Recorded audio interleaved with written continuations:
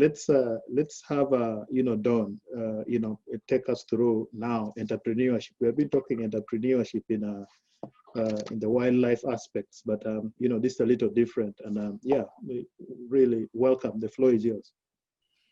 Thank you, Jorem. Yeah. My name is Iradukunda. I come from Burundi, and I'm a current senior here at Michigan State University.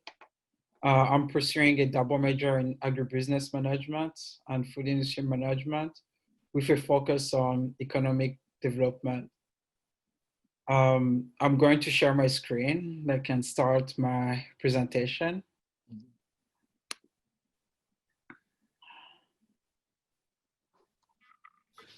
So, this is Burundi.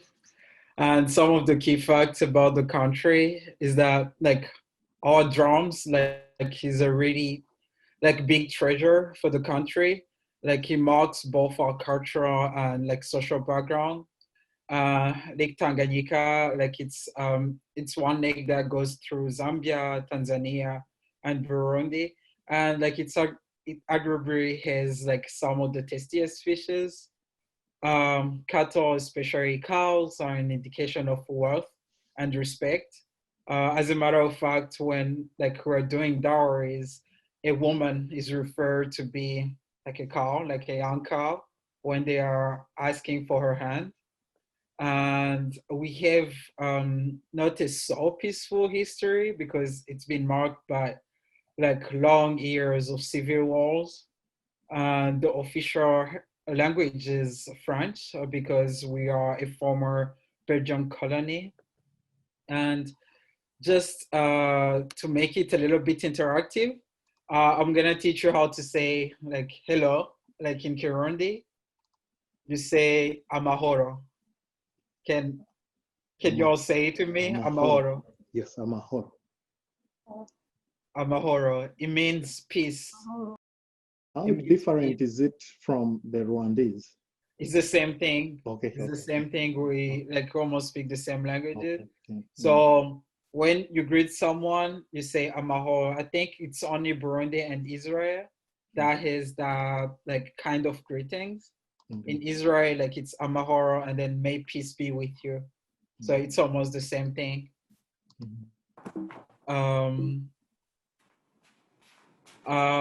When talking about the economy and the population, 92% of the Burundian population is employed into agriculture. Nicole, could you mute Anne if you?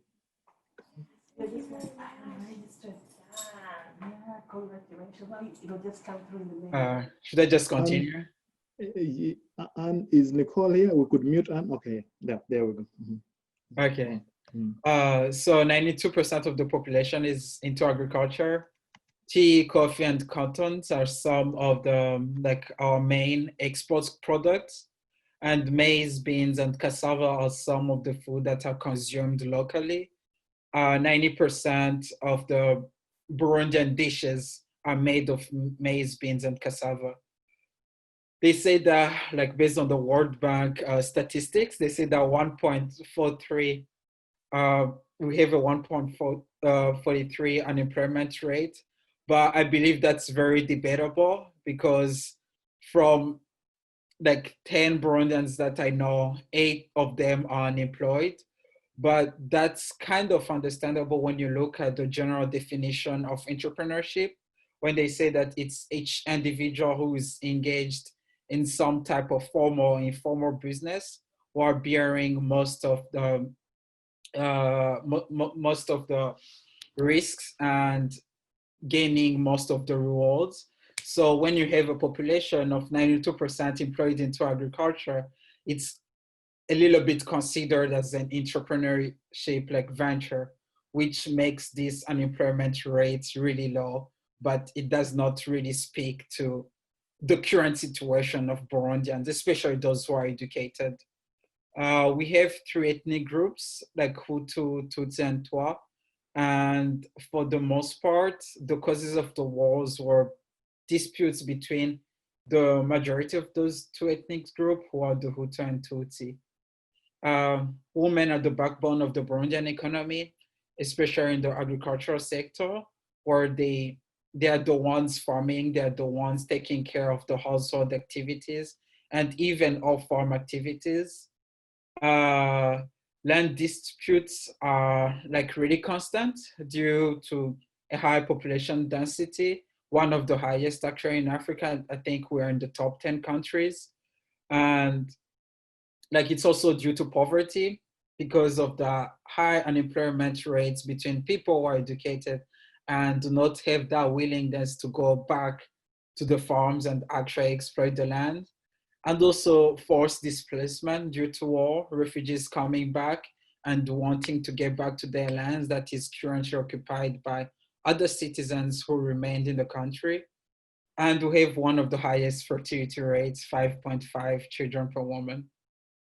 Before I dive into the entrepreneurship landscape in Burundi, like I would like to ask, maybe you can put it in the chat or uh, just like unmute yourself. What are some of the, like, let's say the strength the African continent has when it comes to the entrepreneurship landscape or world? What are some of your thoughts?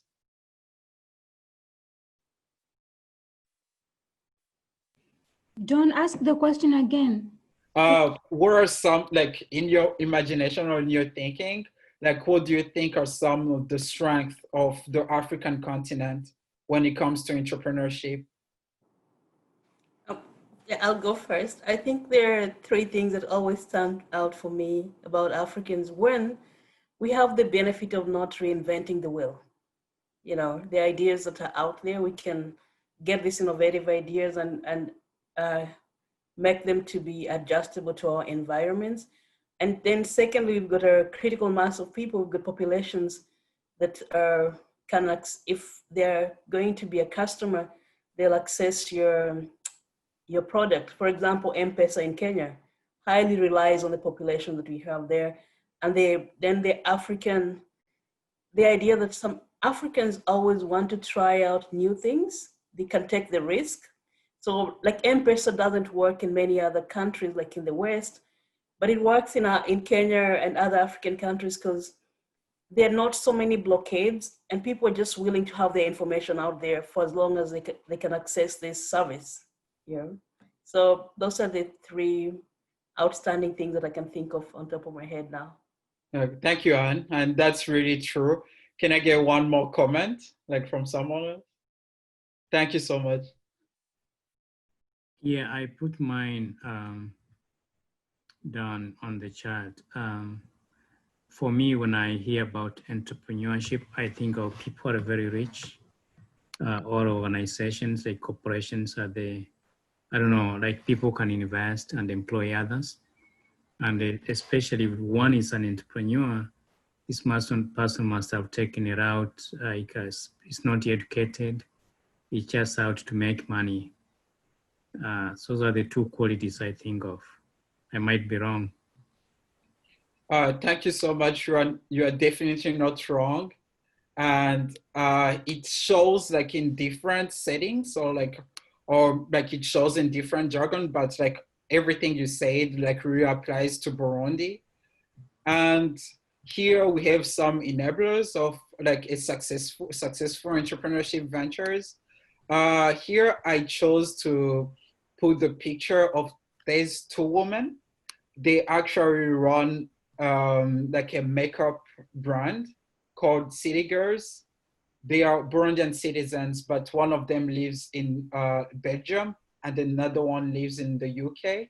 And this brings me to actually one of the strengths of the entrepreneurship world in Africa and in Burundi specifically is the power of an active diaspora. Because when we think of entrepreneurship in Burundi, it's a so foreign term that is distanced from our realities, from what Jonathan said. Like he said that, oh, like it's probably an option for the rich. And that's the mentality that many people have in Africa and especially in Burundi. And until they've seen someone who is close to their culture, who is close to their realities, adopt or take that path, they will always be like they will always have that fear to start an entrepreneurship venture. And some other enablers are a dynamic social setting. I think Anne touched to that. That means that like the marketing aspect of entrepreneurship projects like is really easy in Africa because we use word to mouth type of marketing, and it's very successful, especially when you have a close relationship or some type of experience with the products. And one other aspects that was, I think, like really useful, like in the starting of Fresh Pizza, is the affordable workforce compared to nearby countries. And there's a kind of like high correlation between like high unemployment rate and like an affordable workforce. Like it's such, I wouldn't say that it's ethically correct, but it's the best alternative right now, like in Burundi, because rather than having people who are unemployed, they'd rather take a low-paying job and still be able to satisfy some of their needs, send their children to school. And one other advantage is the exchange rate advantage for foreign investors. And this it's tied to the active diaspora who wants to invest in their countries. So, for instance, right now, the cost of the exchange rate between $1 to a Burundian francs, it's evaluated to 3,000 Burundian francs. And just to give you like a type of understanding, like kind of relate to the work we do with Fresh Pizza, our pizza costs 7,000 Burundian francs. That means that it's almost $2.2 when you convert it into dollars. And our marginal costs, they are lower than 5,000. So 5,000 Burundian francs, which is lower than $2. So you can understand the impact it has when you bring US dollars to go invest in Burundi, and while looking for rewards in Burundian francs that are going to be used in the local economy. Yeah, we can talk about advantages and enablers without talking about threats. One of the biggest threats, like for the past 15 years to the overall Burundian economy and entrepreneurship landscape, it's been political instability because investors are not willing to come. Even when we talk about the diaspora, they're not willing to come and invest in a country that doesn't have any promise to provide like some type of safety. Lack of financial capital, and this touches a lot on local entrepreneurs because they don't have that privilege to have the exchange rate advantage. The exclusion of women in households, economic activities. I've done, I've been working on some research projects that touch Nigeria, Ghana, and Burundi. And one of the key determinants of development, it's been the role of women in economic activities. And then one, because they're actually the ones who know what they're doing and why they are doing it, with the firm belief or the firm motivation to feed their families and children, but also to sustain the social and class structure, like in their neighborhoods and villages. But when you exclude them in the household economic activities through policy implementation or decision-making processes, you exclude almost 51% of the innovative ideas you could have gotten. And when you talk about entrepreneurship, in entrepreneurship, you usually need grants and loans. And the current policies in Burundi, they do not favor women. There are a lot of disadvantages that women face that men don't necessarily face. And I believe that if women had that opportunity, they could be advancing the economy of the country at a higher pace. Another threat is the high dependence on trade, which I believe is a threat, especially for the food industry, because when you only export coffee, tea, and cotton, and all other manufactured products, rely on imports, it brings high costs to the manufacturing industry and the food industry. And I think diversification and specialization in the farming sector and the overall economy of the country will be really beneficial for the country. So I just gave you a kind of like general overview like of the economy of the country and the history. And now I'm gonna dive into the fresh pizza model. Like it's not a really complicated model, but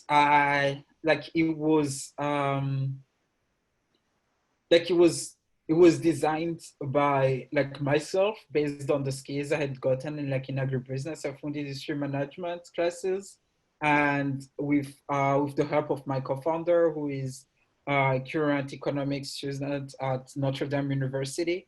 So what we did is that we realized all those constraints that are on the farm level, and also we realized the advantages that we might have, like when, let's say, we're investing US dollars in the Burundian markets with the with the hope of letting that business grow in the Burundian market and provide jobs for the community while reinvesting the money like in that current market. So we do not really face any risk of loss based on exchange rates like fluctuation. So the model is really simple. Pizza, like if there is anything you can remember about Fresh Pizza is a combination of Domino's and Pizza and Uber Eats or DoorDash. So how it works is that we receive an order from a customer through WhatsApp. WhatsApp is our Uber Eats or DoorDash. We make the pizza. We used to use like a traditional method, but now we have kind of like modern ovens, and we get the order, we make the pizza, we send a text to a group of more 30, like I would say like part-time workers, the same principle as Uber uses. And then we see who is willing to come get the pizza to deliver it at a cost of, let's say like in US dollars, it's $1 like per deliver, like for delivery only. They come, they get the pizza, they deliver it to the customer. And we use, I don't know if you're accustomed to this, but WhatsApp has this functionality to share the location. So that's what we use like in order to get the location of the customer so that we can evaluate the cost of delivery. And the cost ranges between 2,000 Burundian francs and 3,000 Burundian francs, which is between $1 and $1.5 per delivery. And it does not matter how many pizzas you order, it's a flat cost, regardless of the number of pizzas you order. So like in our operations, like we use part-time drivers that you can, if you have a bike, if you have a car, these are the only requirements. And we use part-time workers, which are mainly undergraduate university students. And I don't know the situation in Kenya or other African countries, but the idea of student jobs is not really spread like in Burundi. So many of these undergraduate students, especially who comes from low income backgrounds, don't really have like enough means to survive. When they come to the capital city to pursue their university studies, recent statistics show that 50% of them end up dropping out just because they cannot survive like in the capital city. They do not have jobs, and they rely solely on government scholarships, which amount to, let's say, 30,000 per month, and 30,000 does not even cover housing. So usually what they do is that they can live in a room as 4 or 5 people, and they find some type of part-time jobs, even if it's rare to get that type of job. So we hire such students. Like, yeah, it's very exclusive, but these are our target employees. And we do that because we believe in the power of community and we believe in the power of education. So we want to provide that financial stability to people who are actually working towards their bachelor's degrees and people who have been lucky enough to attend some of the best universities in Burundi. Hopefully in the next years, we'll be able to extend the scope of the people we hire. But for now, we only hire university, like undergraduate students. Um, these are just some of our numbers so that you can get a sense of some of our biggest costs. And you can see that like variable costs are really high. And this is because of like one constraint I explained in the, like when I was talking about the general entrepreneurship landscape in Burundi, the lack of infrastructures. And most of these variable fixed costs, they go into packaging because like it's really new. We don't have a like high or very active recycling model in Burundi. So most of the packaging we have to make it ourselves or hire part-time workers to do it. Even though over the past month, there is one of our actually like he used to be like a driver, like a delivery serviceman, but now he just started his own business because now there is a high demand of pizza boxes from our business. So now he started his own entrepreneurship venture where he's just providing packages, boxed packages for our pizzas.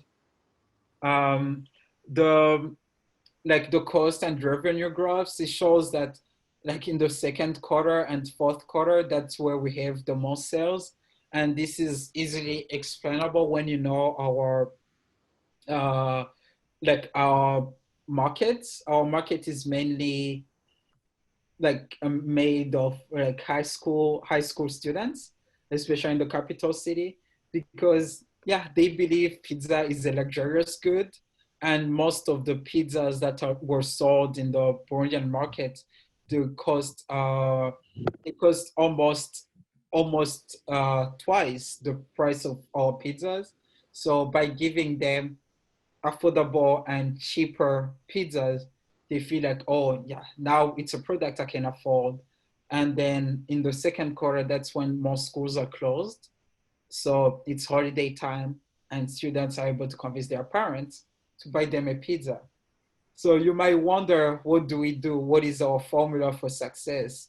Because it's not very usual to be in the same market as other pizza businesses and sell your pizzas at 50% cheaper price. So what we do is that we collaborate with farmers. We offer the best prices to farmers, to input suppliers. We go by the farm products, like the inputs we use at the farm level. And then the other aspects or the other variable in our formula is that we use the same delivery person who delivers pizzas to go bring the crops we are going to use or the food products we are going to use for our pizzas. So it's a kind of 360-degree like business model where the supplier of food products we use, the delivery person, and the main pizza business, they are kind of coordinated. Their activities are coordinated, and they are all aiming to one goal, like providing a fresh pizza quality at a low cost to our customers. And then this comes beneficial when there is, for instance, shortages of, let's say, spinach, cheese, ham, because our business is guaranteed that we always have that supply of products because we work in a close collaboration with those input suppliers. But other businesses are not guaranteed of the safety of the prices fluctuations. Today, they might buy it at a lower price. Tomorrow, they might buy it at a higher price. So they do not have that guarantee. But us, because we work with input suppliers and we've fixed that contract or that understanding, like it helps us set a constant and consistent like price, which is lower than the average pizza price. when we talk about our impact, we've successfully created 4 full-time jobs. And then those, at the beginning, we only have 1 full-time job. And this was a professional chef who was teaching us how to make those pizzas. And we did, we hired like additional people who were willing to learn like about how to make pizzas, because we want our business to be a training center as well for people who want to launch their own pizza businesses, so that they can learn if they have enough finances to duplicate the model or to start a franchise, they can go ahead with our support. So our first full-time employee was able to teach the current 4 chefs we have, and now they are undertaking all the daily activities of the pizza business. And one of the impact is the revamp of the fast food retail system in Burundi. Since the start of Fresh Pizza in 2018, they've been a rise of over 150% of fast food delivery services in Burundi. So this is good because, as Anne said, she said that people are willing to try different things, and when something is working out, a lot of people want to duplicate that model, and it's exactly what's happening in Burundi. A lot of people are going into the fast food retail system and while adding delivery services to their businesses. And yeah, other things, I think I've spoken about them. And yeah, I don't know if you guys have any question. Thank you.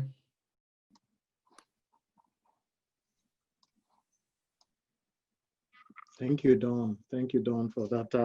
You know, really, I don't know, it's insightful. It reminds me of my undergrad hassles when I, you know, so I kind of went into this. For those that are close to me, they kind of know that I think this is one model that can work for the unemployment that we do have, you know, amongst our youth in there. So it was really, really, really exciting. So it's interesting how you talk about, you know, the inputs and, you know, that, you know, coordination. But of course, one of the biggest challenges for this is that, you know, if you, the brainchild of everything, is away and the other person is in Notre Dame, how are you managing to actually have everything sorted and that, you know, you will survive? So how long have you been in existence, and you know, how are you managing to? So we've started like over the summer of 2018, and so far our biggest, I would say, comparative advantage is our proximity to international capital and foreign currency. So we go invest in US dollars and not necessarily in like Burundian francs. And this gives us an edge. And that's why we're starting a kind of like movement of Burundian diaspora who are working here in the US or everywhere else, but are willing to invest in Burundi using that advantage, because other businesses are not willing to cope because their earnings and their costs, they are all in Burundian francs. But for us, though, let's say when you were trying to compare, let's say when you invest $50 in the stock market and it fluctuates, and let's say you get to earn $60 after a period of 5 months. When you invest the same $50, let's say like in Fresh Pizza, you are guaranteed, we're not going to give you a monetary profit or earnings. But let's say if you have siblings who are going to school, we'll provide for their uniforms, for instance, for the next academic year. So the pizza system, like, it's based on that social impact and community relevance of how the profits are used, and not necessarily the capital gain or the monetary gain, because right now, because of the fluctuations and the instability of our economic system, it's not really easy to design a model that's going to last for long term. Mm-hmm. All right. Yep. Thank you. Any questions? I know. I'm Any more? not. Yeah. Yeah. It's not a question, but I'd like you to expand on that social model that you have, because it's very intriguing. This idea of people in the diaspora investing in your business with their outcome of helping people in the community with stuff like, you know, kids getting uniform and all that. So I'd like you to tell us, have people joined? If they've joined, how many? What kind of so what kind of giving have you done, and are people satisfied by this? And if they're not, what challenges have you faced, and how are you trying to undo that? Thank you. So like for now, we only have 4 people who've joined this initiative. And one of the main challenges is to convince them and show them like how this model has been working, and also deal with their expectations, because they might have high expectations and then different offerings and demands based on the model. Let's say they do not want to be provided with notebooks. Let's say they want, like, can you assure us that you provide transport, let's say for our siblings to go to school? Like, these are the type of compromises we have to make. But at the end of the day, we're trying to show that rather than sending, let's say, $1,000 every month with a cost of $75 using Western Union, you can invest $75 that is going to provide long-term rewards or a long-term guarantee to the social impact you'll be making for your family or your neighborhood. And also, we're trying to expand and not only focus on the pizza business, and asking the investors that are bringing in their money, asking about their aspirations, their experiences, so that we can continue to have that 360-degree coordination in all our activities, so that the investors can be part of the decision-making process, and even starting more businesses that are providing a big community impact. So my follow-up to that would be, has there been an effort to also engage the locals, as partners, those that are in Burundi? So the efforts, like, regarding the locals, it's mainly focused on the farmers, especially like vegetable farmers, because these are the products we are using right now. And also we were and we're still hesitant to involve like a lot of people like from the local market, especially because of the ongoing like political disputes and not a fixed mindset when it comes to money, entrepreneurship, and partnering with strangers. But it's something we're definitely looking into. But for now, like, it's mostly based on the diaspora, like farmers and potential investors.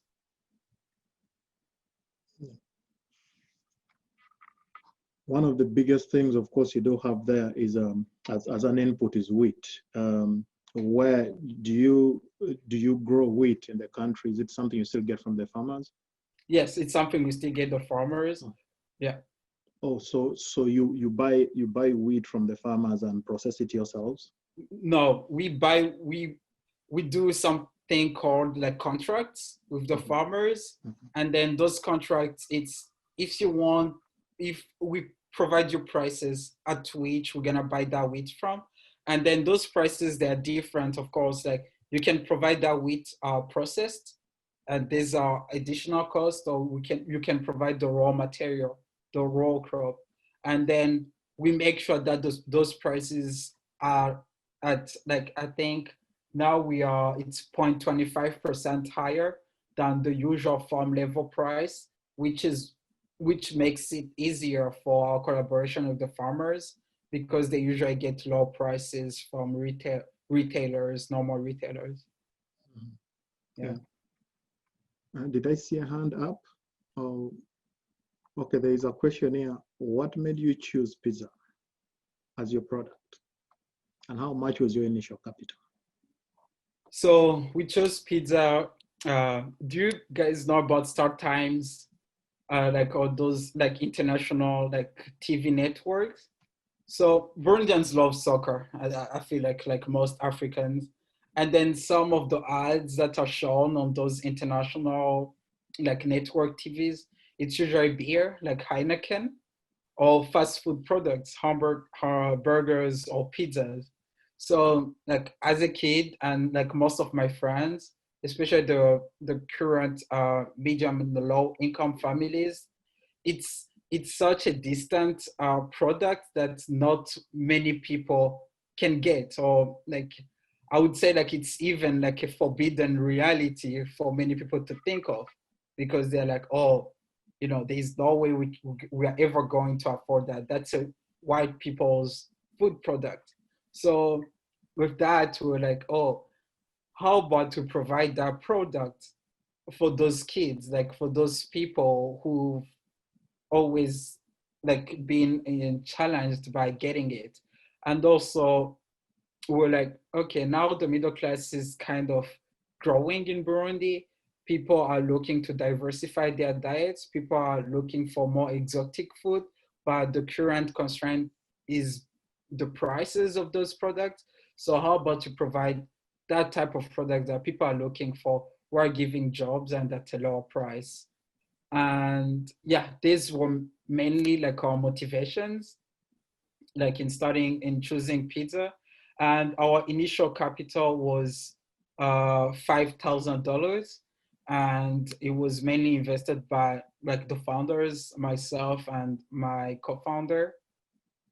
And where do we get the cheese? We get it from the farmers. The farmers, they have cattle and they know how to make cheese. But due to the implications of COVID, they weren't able to like provide enough cheese for us because of the complications they were having when it comes to forex they were using. So we had to rely on cheese coming from Congo, which was a little bit higher than the normal price. But those are the type of investments we had to make in order to keep people to keep the jobs we're providing to people, and also keep the pizza at a lower price. So who is buying exactly? Yes, it's mainly our target market is the middle clientele, and also expats, because they love the pizza. But we are making sure that we are using the workforce of low income students and people who need it the most. And how has the pandemic affected even interactions with? So in Burundi, we didn't really have any type of lockdown or anything. Activities continued as normal. And it hasn't really affected our sales because the sales are still going on. But the only challenge we had is like through our pizza like supply chain system, because the products the farmers used to use to make that pizza weren't available, because even though the businesses were still going on, they had to close the airports, and some of those products are imported.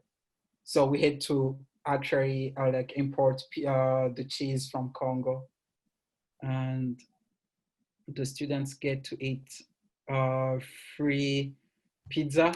So like same as Domino's and Pizza Hut, if they are leftovers, yes, but usually it's like rather than giving them a pizza, they would rather get the monetary value of that pizza, because they have bigger needs or more urgent needs than just food. Some of those students don't have shoes when they are going to university.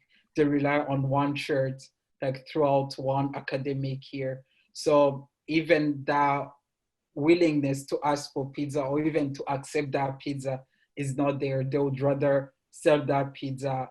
But of course, like when they are leftovers, pizzas are there, but we've not seen many people willing like to enjoy that pizza, because they know the cost of that pizza, and when sold, how many needs they can actually like cover. Are business leaders interested in challenging the power of the soundtrack? What you guys? So like this is an interesting question. So in Burundi, the middle class isn't really entrepreneurial, like as it is like in many countries, as Kenya. They're not.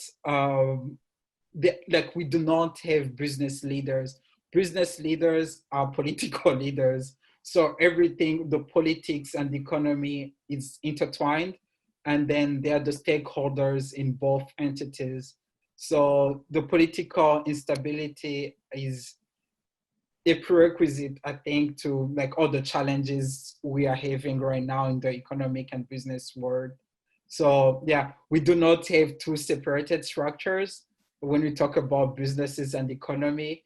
Like yeah, like everybody who is involved, every politician is a businessman, and that's one big challenge in Africa.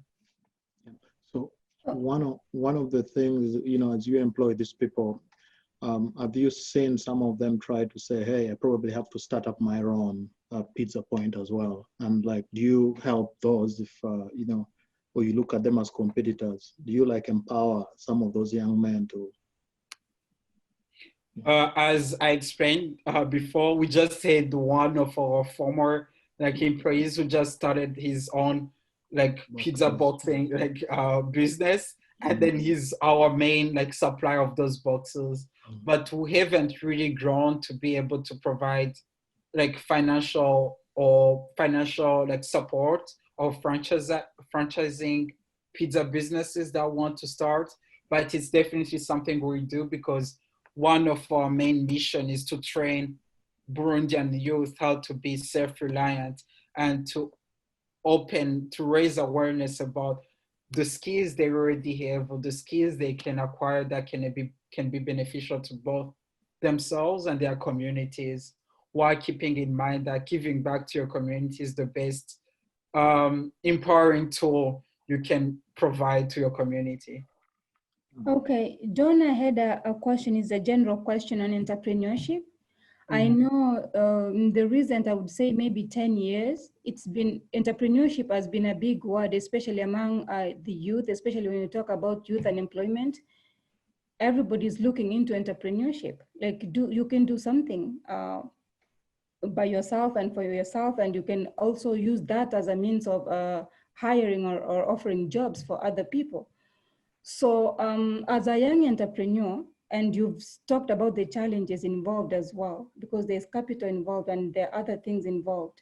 What's your advice to younger people? Like, what's your general analysis of this entrepreneurship venture, and what can you advise other young people? Is it something that you can encourage even with the challenges, because you've gone ahead regardless? So what's your general advice on young people who are hearing about entrepreneurship everywhere and are wondering, is this something that I can do?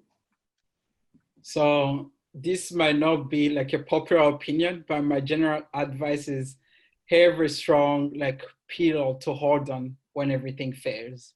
Like have that backup plan secured, because it can be shaky to you. The government can literally come to your office and tell you, oh, you are closing operations for whichever reason and you won't be able to open again. I'm talking about specifically in Burundi, but I think it's the same case like in most African countries. So if you do not have that backup option, for instance, me, my backup option is I'm still in school. Like entrepreneurship, yes, I'm providing jobs to people, but it's not my option A. And when I have that reassurance, I can discover more. I have the flexibility to try a lot of things, and I'm not limited to anything, because I know I'm not part of any political party. Like my family like is not solely relying on this pizza business to rely on, but many young entrepreneurs go into the entrepreneurship world as the means to survival, but it shouldn't be that case. It should be as like a side hustle, especially in certain countries in Africa. It shouldn't be like a goal that's going to sustain you in the short term. Yes, it can sustain you in the long term, but in the short term, like it's really problematic and it's not the best way to go, but I'm trying to be realistic based on my experience. education is still the traditional way to acquire some type of sustained like income. So save and then invest in a side business, and that side business will grow over time, and maybe we'll be able to sustain your children. But for now, depending on the age, if you are 20 years above and you've been privileged to acquire some university education, maybe focus on that, and when you have extra revenue, start investing in your in your side business. I think, yeah, that's the advice I'll give. Thank you so much. That's wonderful. Yeah. Do various entities reach out to you as luminaries of youth entrepreneurship in Burundi? So not really. Like the amount of support and help I've been getting is from like international organization, especially the MasterCard Foundation.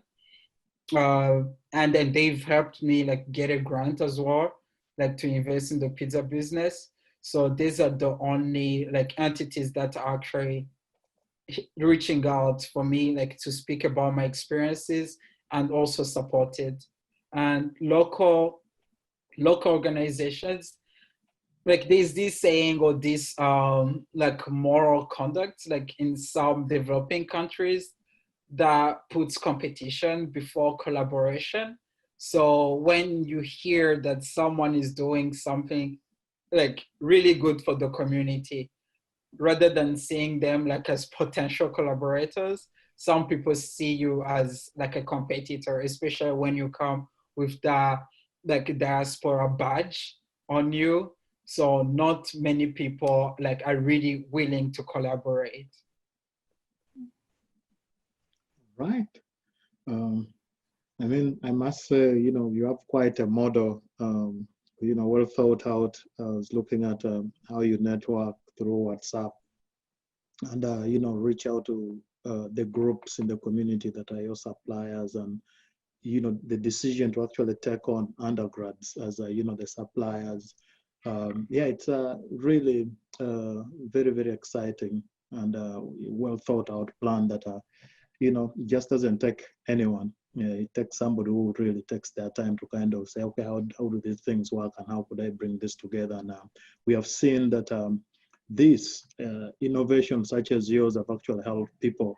What used to be looked at as a luxury, say, you know, Uber came, the motorcycle people, if, you know, the border, if you guys have them in Burundi, kind of got onto the same, and you could see how when people got locked down, probably not in Burundi, but the supply chain continued as a result of, you know, some of these apps, and you know, it's interesting to see how everything is playing out with you, and definitely I do know that other people will be learning from you.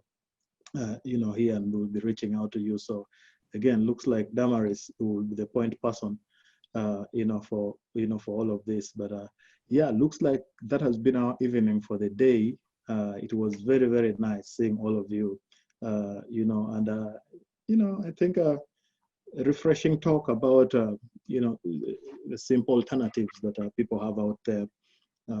So again, Damaris, we still have, you know, some minutes. I don't know, you wanted to say something, some announcements? Sure. Actually, thank you so much. I want to say thank you, John, for... Thank you so much. Yeah. It's very enlightening, because this word entrepreneurship, as I said, is just all over. And sometimes either it's misused or misunderstood, because it's kind of anybody can be an entrepreneur. Like, what are you waiting for? You can be an entrepreneur. But hearing from your experience, it's not as if you can't do it, but you have to calculate well. If that's the summary of it that I can give. So I'm really happy that you are able to give those insights, and especially from your experience. And really, it's amazing that you're a student, agribusiness major, and you're trying to put what you're learning in your program into use. Like, you're trying to venture into business, especially just trying it out there as a student. Is this something that I can do? What else can I do with my degree? So I was really impressed when I looked at your LinkedIn, and I saw that as part of your engagements. I was really excited about it, and thank you so much for the opportunity to share this with our audience. About the announcements next, and it's not next week, on the October 8th, in 2 weeks, we're going to have another African Tea Time. And this time it's going to feature US and Ghana. And we're calling it a focus on global Africa, the year of return, 2019, year of return to Ghana 2019. We don't want to talk so much about it. We want you to come. We have really presenters. We have a presenter from Ghana who has founded this, not founded, I wouldn't say that, is a part of this process of year of return. And then we have a student who participated in the year of return from the US side. So it's going to be a very good discussion, and we encourage you to come and invite your friends to come and join us in this discussion. What else do I need to say? Thank you so much, Jorem. Last week, I introduced our facilitators. This African Tea Time, we've been very privileged to have Dr. Awadu, our facilitator for today, stay with us because he already graduated. He's Dr. Awadu. He graduated recently, but he's sparing time. You can imagine life after graduation immediately, but he's here sparing some, not just 2 hours for this presentation, but there's background hours that we spend planning this. So thank you so much. And then we have Ebenezer, we haven't heard your voice at all. We hope you're here with us. And Ebenezer is another facilitator. And then yes, I'm here. Thank you so much, Eben. And then we have a third one who is Dr. Mdumba. He's right now based in Uganda. Sometimes he's able to join, sometimes he's not. And then we have Sarah Davis, who has also graduated, but still I say he's a continuing president of Kongamano, even if she says, no, I'm now out. But these are the 4 people really that have been able to sustain this program, and we're very grateful. So if you don't see Dr. Awadu, you see Ebenezer, you see me, sometimes you see Sarah, and then you see Tutilo Mdumba. So thank you so much. I really want to emphasize this because I know there's some people who were not here last week when we were sharing this. And Sarah or Ebenezer, I don't know if you have anything before we close, before we give it back to Jorem to close. I do. Okay. Okay, so as always, I always want to talk about how we're always looking for new members, and the eBoard application is on our website and on our Instagram. So if you guys are interested in joining Kongamano to do things like African Tea Time and Taste of Africa, whenever that can happen again, it would be great if you guys could sign up.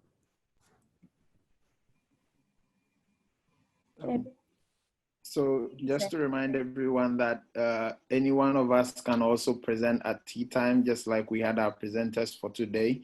So if you are interested in giving presentations during tea time, you just shoot us an email and you'll be good to go. Thank you so much. So Jorem, back to you for anything closing. You're the facilitator for the day. We have 5 minutes to spare, but again, this was really wonderful.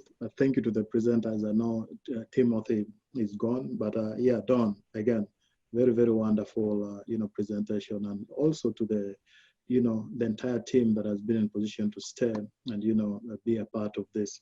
You make it tea time, and, we really, really enjoy having you throw these questions at us and, poke the minds that, are presenting. So again, like Eben has said, I would really emphasize that we do have people, in different directions. I do know people here doing lots of things. And so if you don't reach out to us, we'll reach out to some of you. But yeah, we really want to not only look at the politics, but such, innovations, because people have gone into academia, others have gone to entrepreneurship, others are blending both. So, really having this at the African Tea Time makes it wonderful. So again, thank you for coming, and God bless you. See you in 2 weeks, right? Yes. Yeah. All right. Bye.